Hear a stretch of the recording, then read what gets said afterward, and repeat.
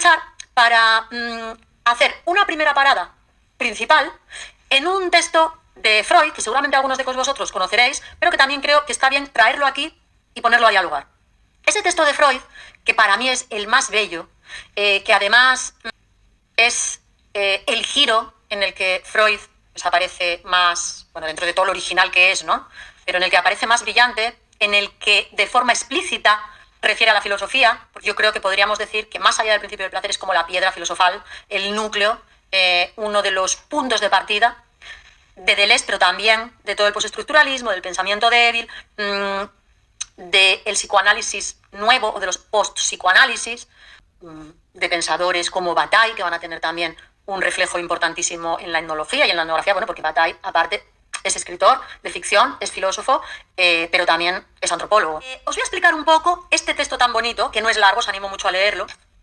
En este texto tan bonito que se llama Más allá del principio del placer, se llama así porque hasta el momento Freud había colocado el principio del placer, es decir, la búsqueda de lo que nos es placentero, a nosotros y a cualquier organismo vivo, o a cualquier organismo, por lo menos, con sistema nervioso central, ¿no? Que tiene capacidad para el dolor y el placer. El principio del placer nos decía como que todo organismo de estas características buscaba el placer y evitaba el displacer, evitaba el dolor. Y esto además lo comparten muchísimos otros psicólogos, metapsicólogos, como es el conductismo, casi cualquiera parte de ahí. ¿Qué pasa? Freud sí que es verdad que había traído el principio de realidad. El principio de realidad, en principio, parece que se opone al principio del placer y que ese es ese principio que nos introduce la civilización y la socialización, ¿no? Y que entonces, según el individuo va madurando, pues va asumiendo el principio de realidad. Pero claro, el propio Freud explica que el principio de realidad no se opone, no contradice el principio del placer. Al revés. El principio de realidad lo que hace es planificar la siembra del placer. Lo que hace es dar la capacidad de diferirlo, ¿no? O sea, el principio de realidad no es tal que, rigiéndose por él, el sujeto diga, bueno, voy a sacrificar el placer por el deber, por la... No, voy a sacrificar el placer de ahora, el pequeño placer de ahora, para recoger más después. Es decir, es alguien que planifica, que rentabiliza, pero que rentabiliza justo eso, la obtención de placer. ¿Dónde? En una especie de economía libidinal. También en Más allá del principio del placer se habla y se da culmen a la economía libidinal de la que empieza a hablar Freud. Esa economía libidinal antes era regida por el principio del placer y a partir de esta obra va a haber un quiebro, ¿no? Con esto. Economía libidinal. Muy importante también este término para comprender a Deleuze y a otros postestructuralistas como Lyotard o como Foucault, que lo usan continuamente. Y lo usan para afirmar lo siguiente. Para afirmar que el deseo, los afectos, el placer, al menos en cierto sentido, forman parte de la infraestructura. No son el efecto cultural o ideológico o de segunda mano, que en el esquema marxista se llama superestructura, ¿no? Como que si bien es cierto que nosotros podemos enamorarnos tal y como en una época la ideología dicta, y también podemos comer, alimentarnos como en una época la ideología dicta, también hay todo un subterráneo que es la economía libidinal, que obedece a principios inconscientes. Y como son inconscientes, no pueden estar atravesados por discursos conscientes, o no es fácilmente manipulable, ¿no? Sino que en todo caso va a ser algo como más ancestral, más subterráneo y más visceral. Bueno, entonces se afirma ya esto. La economía libidinal es también economía, como la economía política, no es una mera superestructura, cobertura, discurso, sino que está en la materia, ¿no? En la materia primera, la materia prima. Decíamos que el principio de esta economía libidinal va a dejar de ser el principio del placer, o lo que es lo mismo, la búsqueda del placer y la evitación del displacer. ¿Por qué? Porque Freud se da cuenta, y lo hace en primer lugar a través de la neurosis de guerra, es decir, a través del tratamiento que él tiene con pacientes que son excombatientes de la Primera Guerra Mundial. Entre ellos aparece en eso que él va a llamar neurosis de guerra, es como la neurosis en la que lo que tiene el centro de las cosas es el trauma, ¿no? El trauma no por la guerra en general, sino el trauma por el terror. Vamos a diferenciar aquí un poco más adelante terror de miedo o de angustia, ¿no? El terror sería ese mal que además es absolutamente explosivo y sorpresivo. Y entonces se trata del trauma en el sentido de pérdida de un miembro por una explosión, yo qué sé, porque te explotó una mina, Puede darse fuera de la guerra, obviamente, pues porque nos atropella un camión, ¿no? Y tenemos una contusión enorme. Quiere decirse, traumatismos, ¿no? Pueden ser físicos, pero es verdad que en la guerra también se pueden dar imágenes tan fuertes que también puede haber un terror visual, ¿verdad? Entonces, lo que él observa es que en estos sujetos aparecen sueños recurrentes, repetitivos, mucho más repetitivos que las pesadillas habituales, en los que un poco de ahí se extrae si uno está traumatizado o no, ¿no? Es una de las maneras de ver si estás traumatizado o no, o bueno, o estás usando esa palabra en sentido más coloquial, es ver si tienes ese tipo de sueños. Si tienes ese sueño en el que ese accidente que tuviste no sé cuándo se repite y continuamente te vuelves a situar en esa circunstancia y no viene desplazada simbólicamente, sino ahí tal cual, ¿no? Tal cual lo mismo. Esto es un tipo de sueño muy inusual en personas donde no hay trauma. Se tiene como en ese estrés postraumático que se llama ahora. Bueno, entonces él dice, bueno, aquí aparece una excepción, él empieza a estudiarlo, dice, aquí aparece una excepción a los sueños, a la teoría de los sueños que él había manejado hasta el momento, como satisfacción de un deseo, como delirio en el que de forma directa, literal, los niños suelen soñarlo tal cual, ¿no? Querían un helado que no consiguieron, soñan en comer un helado. En el que ese delirio satisface de forma literal o simbolizada, metafórica, como se dice en los adultos, un deseo que quedó insatisfecho a lo largo del día, ¿no? O de unos días. En estos sueños traumáticos, que encima se repiten de una forma muy realista y repiten la realidad, parece que no se está satisfaciendo de ninguna de las maneras, ni siquiera abriendo las compuertas de lo inconsciente y lo reprimido, etcétera, ningún deseo, sino que se repite un displacer. Lo dejamos ahí para poner otro ejemplo y luego los explicamos todos juntos. Dice Freud, hay algo muy parecido, que es el juego de los niños, que llamaban en alemán el Fordá. Estos juegos, hay como una serie de juegos que son todos muy de este tipo y que lo vemos en los niños y en los perros también.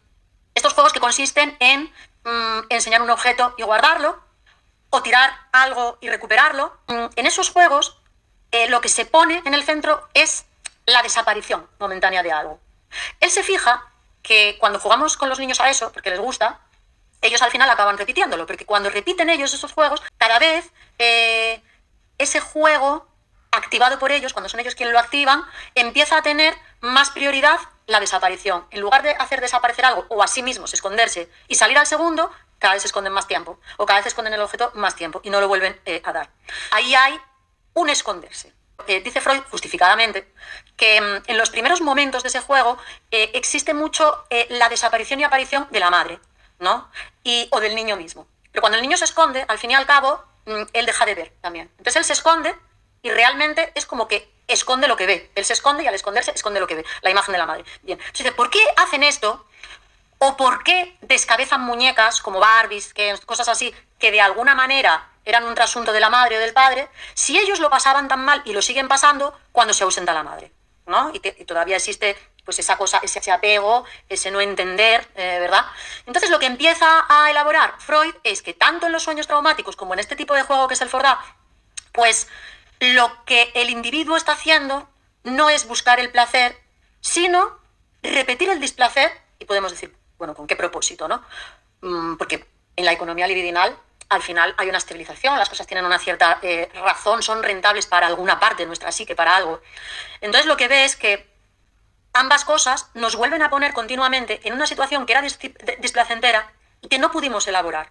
Y por tanto no pudimos superar. Es algo que sufrimos pasivamente. Con el sueño o con el juego lo activamos a nuestra voluntad de una forma controlada. Entonces es como que anticipamos.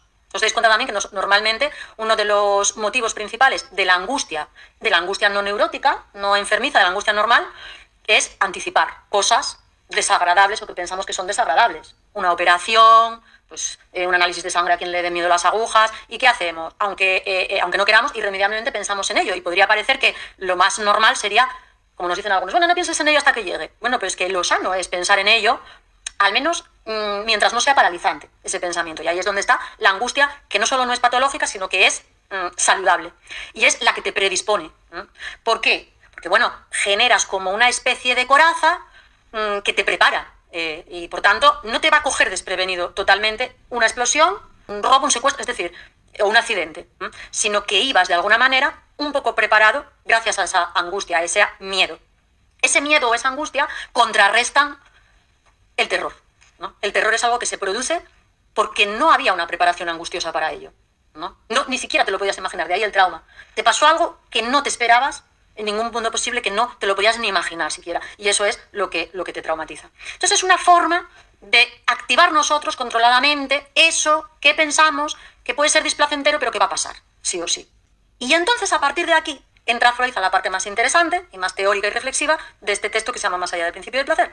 Y dice, bueno, esa compulsión a la repetición de lo displacentero para prepararnos, en principio, puede dar una vuelta de campana y convertirse en neurótica. O puede dar una vuelta de campana y hacernos repetir tanto ese displacer que nos hace adictos.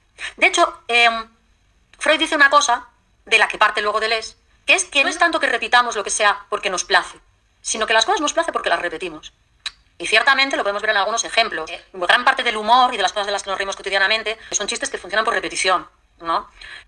Los bailes tradicionales funcionan con repetición, los patrones rítmicos también, es decir, nos adicciona la repetición. Y las sustancias, cosas que comemos, cosas que bebemos, drogas, lo que fueran, las sustancias tampoco está claro que nos produzcan una adicción porque son sustancias adictivas o no sobre todo por eso, sino justamente por la repetición y por todo el ritual que conllevan alrededor, ¿no?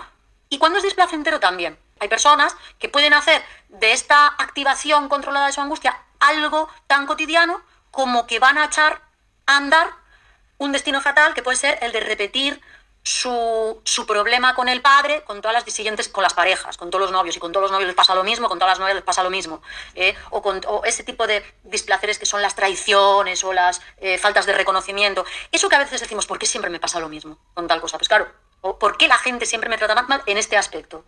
Pues claro, a veces hay que darle la vuelta y ver que es que a lo mejor es lo que queremos, ¿no? Repetimos de maneras, con los instrumentos que tenemos, pues ese mismo patrón, como como que lo reconstruimos.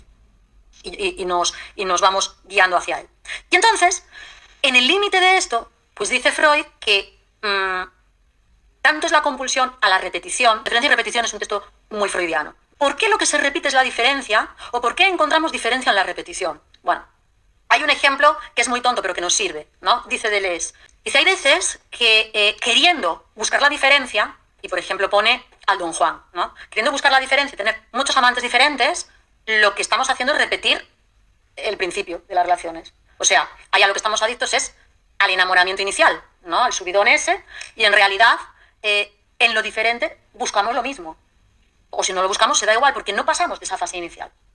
Y de la misma forma, alguien buscando lo mismo, incidir en lo mismo, encuentra la diferencia. Porque claro, queramos o no, no podemos repetir lo mismo. En esto consiste también el aprendizaje, ¿no? En que de tanto repetir, la cosa cambia tanto, es tan diferente como que antes no sabías leer y luego sabes leer. Como que antes no sabías ir en bicicleta y luego sabes ir en bicicleta. Entonces, claro, repetirlo genera una diferencia, o muy tanto. Es el principio del aprendizaje. Pero ¿qué hay además? ¿Qué es la diferencia que quisiéramos repetir como, digamos, lo polar, lo extremo? Y aquí es donde llegamos al cuerpo sin órganos a partir de Freud. Pues dice Freud, todo ser vivo, todo ser orgánico, quiere repetir y quiere volver a vivir esas cosas que le fueron displacenteras o que prevé para el futuro y le dan miedo, y una de ellas es la muerte. Y de ahí saca la pulsión de muerte.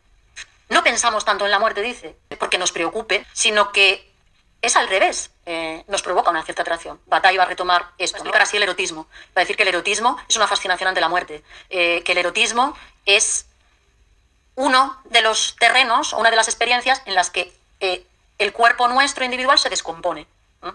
Es decir, no funciona como funciona asociadamente, agregadamente, sino que se descompone, se parte, y el de nuestra compañera o compañero también, porque nos empezamos a fijar en trozos suyos en vez de en su cuerpo como unidad individual. Entonces hay ese troceamiento en nuestra mirada, pero también los fluidos empiezan, la saliva, lo que fuera, empieza a viajar entre dos cuerpos y no entre uno. Entonces, de alguna manera, esto provoca, dice, el mismo morbo que ver un cuerpo pudriéndose, porque es parecido, los fluidos se salen del cuerpo. Y entonces hay esa fascinación del morbo, donde eso que nos daba asco nos da deseo. Bueno, pues uno de los lugares es en el erotismo, ¿no? Bien, ¿por qué? Porque saboreamos la muerte ahí. Y si nos fijamos, lo dice Bataille, lo dice Freud, pero también lo dice esa pequeña expresión para el orgasmo que usan los franceses, que es la petite mort, la pequeña muerte. Entonces, dice Freud, bueno, pues lo que pasa es que todo ser vivo, todo ser orgánico, quiere repetir lo que le displace para controlarlo, hacer lo propio, poder presentirlo, prepararse para ello, y entre otras cosas está la más extrema, que es la muerte. Porque al final no solo es para prepararte, como hace toda la filosofía, ¿no? Como preparación para la muerte, sino que queremos también por deseo, porque se mezcla, y ahora lo voy a explicar con el placer, la reconstrucción del estado inorgánico, ¿no? Lo que dice es, Freud dice, todo ser vivo, todo ser orgánico quiere morirse. Lo que pasa es que quiere morirse por su propia cuenta, a su estilo, a su modo y por caminos indirectos, como por el camino largo. No quiere morirse ya. Quiere ir muriéndose, digamos. Llegar a morirse a su estilo. Recrear el estado inorgánico. Y realmente así es, ¿no? Recrear la paz del estado inorgánico. ¿Quién no quiere dormir cuando está cansado? ¿Y quién no quiere, para poder dormir bien, comer bien? Y incluso el que se rige por el principio del placer y tiene apetencia por el cuerpo de alguien, no es cierto que cuando consuma el acto sexual, que sea a su modo, no es cierto que entonces toda esa tensión que nos hace sentir que estamos vivos se aplaca, y por eso se llama la pequeña muerte. O sea, no es verdad que si cumpliéramos todos nuestros deseos, si satisfacemos todas nuestras excitaciones, es al mismo tiempo el fin de esas excitaciones y llegaría esa calma total, que es como la muerte. O sea, es como el estado inorgánico de esas cosas que pensamos que no tienen subjetividad porque no tienen deseo, no tienen conatus, no tienen excitación. La excitación es un tipo de displacer también, de alguna manera. Entonces, ¿qué es el cuerpo sin órganos? Pues es un poco lo mismo que la pulsión de muerte, pero más claro todavía, es el cuerpo inorgánico. ¿Por qué no decimos el cuerpo inerte? Bueno, porque en el cuerpo inerte pensamos en una silla de madera, mientras que en el cuerpo sin órganos pensamos en ese ser vivo que fue orgánico, pero que ansía reconstruir el estado inorgánico, y no solo ansía reconstruirlo para el porvenir, sino que cada día, un rato, quiere pasar por esa muerte y descansar. Entonces, ¿el cuerpo sin órganos qué es? La muerte, pero también el reposo, la pérdida de la conciencia, el vaciado que algunas personas buscan a través del yoga o de rezar el rosario, ya veremos después de los ritornelos, el derecho a la pereza. La pulsión de muerte es el deseo de uno mismo por hacerse morir, ¿no? Con camino de vuelta o no. Entonces, el cuerpo sin órganos es ese cuerpo que deja de funcionar orgánicamente. Ese cuerpo desorganizado. Claro, la muerte adviene, si lo vemos de esta manera, pues cuando unos órganos dejan de funcionar junto con otros, nos morimos. Pues por un fallo cardíaco, por un fallo tipo que sea, ¿no? La muerte, al fin y al cabo, dicho en términos aristotélicos incluso, es eso, cuando unos órganos no funcionan armónicamente con otros, que eso es como la falta de alma, la falta de ese principio de coordinación vital, que es el alma. Bueno, pues hacerse un cuerpo sin órganos coincide con la pulsión de muerte, coincide con una especie de deconstrucción de una máquina cualquiera, ¿no? Entonces, ¿qué pasa? Que también el cuerpo sin órganos, igual que el sin sentido, es un lugar por el que hay que pasar si queremos levantar una nueva organización. O sea, si yo tengo un cuerpo que habitualmente se dedica a limpiar grandes edificios, bueno, pues hay una serie de ejercicios, digamos, que hacemos ya de forma casi involuntaria, asociada. Y estamos como un poco, ese cuerpo está un poco alienado para funcionar, pero tiene que estarlo para funcionar. Es como un organismo que funciona, primero para sobrevivir y después para trabajar de una determinada manera y sacar producción y demás. Claro, si queremos descansar de ese trabajo o hacer otra cosa, o salir de trabajar y ir a aprender algo nuevo con nuestro cuerpo, como sea bailar el vals, pues tenemos que pasar por una desorganización de nuestro cuerpo. Es decir, si nuestro brazo se suele mover así porque estamos levantando una coctelera, tenemos que disociar ese movimiento para que el brazo se pueda mover así. Y entonces hay que pasar por la desorganización. Es decir, hay como que allanar el territorio. En la ontología maquínica de Gilles Deleuze hablaba de que el continuo de la naturaleza tenía cortes y fusiones, fundamentalmente, ¿no? Las máquinas deseantes de las que hablan son como objetos parciales que se juntan o se cortan. Bueno, pues el cuerpo sin órganos es como el envés, el contrario de esas máquinas que se acoplan para funcionar. Es como si quitáramos todos los interruptores, digamos. Ese cuerpo sin órganos, dice Deleuze, lo vive el esquizofrénico, mientras está viviendo un brote de esquizofrenia, ¿no? Es muy cercano al esquizofrénico. ¿Por qué? Porque el esquizofrénico, al contrario que la paranoia, que es otra psicosis, pero que es muy diferente, siente, aparte de que la esquizofrenia es muy somática, siente que su cuerpo por dentro se deshace, ¿no? O que en vez de funcionar orgánicamente o armónicamente, como lo solemos entender armónicamente, uno de los órganos se le pone en contra. Es decir, dejan de funcionar de una forma coordinada. Y es lo que siente. Entonces, con esto aquí llegamos a esquizofrenia y capitalismo.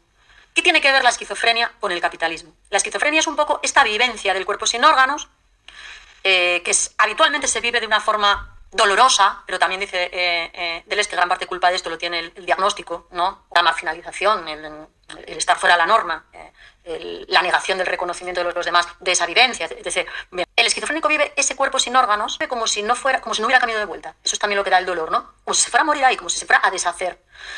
La esquizofrenia, en este sentido, es como el capitalismo, porque lo que dice Deleuze es, el capitalismo desterritorializa. En Marx ya lo teníamos. El capitalismo tiende a deslocalizar el poder, ¿verdad? Las fábricas se van a Indonesia o se van a otro lado y tú ya no sabes quién te explota, a dónde va a parar los tornillos que se hacen en estas fábricas, si se venden directamente, si con ellos hacen otra cosa. O sea, se hace tan grande la cadena productiva que la pierdes de vista. Y es una de las alienaciones en la actividad laboral y en el producto de las que habla Marx. Bueno, y habla específicamente de cómo estas quedan intensificadas con la deslocalización de capitales. Bueno, pues la desterritorialización es deslocalización. Lo que pasa es que usa este término porque quiere hablar no solo de esa deslocalización económica de los lugares de producción y de los medios de producción, sino de cualquier allanamiento, es decir, de cualquier alisamiento del espacio. Un cuerpo con órganos, un cuerpo orgánico, tiene acoples y separaciones. Tiene como si dijéramos aduanas. Los glóbulos rojos, por ejemplo, viajan y en cierto momento alguien los para, etc. Perdón. El capitalismo, cuando aparece, se encuentra con un mundo en el que ya han hecho realidad las fronteras con unos afectos ya más románticos, ¿no? El Estado-Nación, etc. Y por tanto, la hacienda, las aduanas, los aranceles de los que tanto se habla ahora. Aunque el capitalismo siga funcionando con esas aduanas, esos aranceles, etcétera, que ahora Trump pues, quiere poner a determinados países, no sé cuántos, eso es como un resquicio antiguo. Eso es como si fuera el precapitalismo funcionando. Pero el capitalismo de verdad, para mal o para bien, a lo que tiende es a allanar el territorio, a quitar todo arancel, tiende a que los flujos de capital, incluidas las personas como capital, ¿no? Como mano de obra, se puedan desplazar de forma absolutamente libre y sin ningún tipo de cortapisa, ¿no? Entonces, en ese sentido, dice Deleuze, el capitalismo desterritorializa. Por no decir también que va eliminando normas. Al capitalismo como que le molesta, ¿no? Le molesta, aunque digan algunos lo contrario, le molesta la religión, le molesta pues los saberes no científicos que no le sirven para producir, pues le molesta la moral incluso, ¿no? Pues le molesta, a no ser que sirva para lubrificar esos flujos que corran libremente, le molestan las fronteras. Entonces, en ese sentido. Y justamente también por eso, aunque en Deleuze o los deleuzianos nos los encontremos más habitualmente, pues hablando maravillas de la desterritorialización o hablando maravillas del cuerpo sin órganos y menos habitualmente defendiendo el territorio o defendiendo el organismo, Deleuze habla de estas dos cosas no como si fueran opuestos, sino como que son los dos lados, es como también el cortar y unir, ¿no? Son dos formas de ver, dos lados de las cosas, ¿eh? Cualquier cosa que se produzca en el universo va a implicar trocear cosas y unirlas de otra manera. Y para eso hay que pasar por el troceo y por el sinsentido. Y para hacer un nuevo orden, mejor o peor que el que tenemos, eso no importa, hay que pasar por el cuerpo sin órganos. Y para poner el cuerpo a dejar de trabajar en una cadena de producción y hacer siempre lo mismo y ponerlo a bailar, hay que pasar por un cuerpo sin órganos. Es decir, para cualquier cosa que queramos transformar, hay que pasar como por ese punto cero. Y por eso, no siempre la deslocalización o desterritorialización es sinónimo de lo bueno, ni el cuerpo sin órganos siempre es sinónimo del llamamiento a lo que hay que experimentar, sino que todo vale, el territorio también, el desterritorialización también, con camino de vuelta, ¿no? Que puedas estar pasando de uno a otro. ¿Se hace territorio solo de una forma violenta? ¿Solo hay una forma violenta, como es, por ejemplo, la conquista, la entrada de una tropa? ¿O también hay un hacer territorio bueno, bondadoso, compasivo?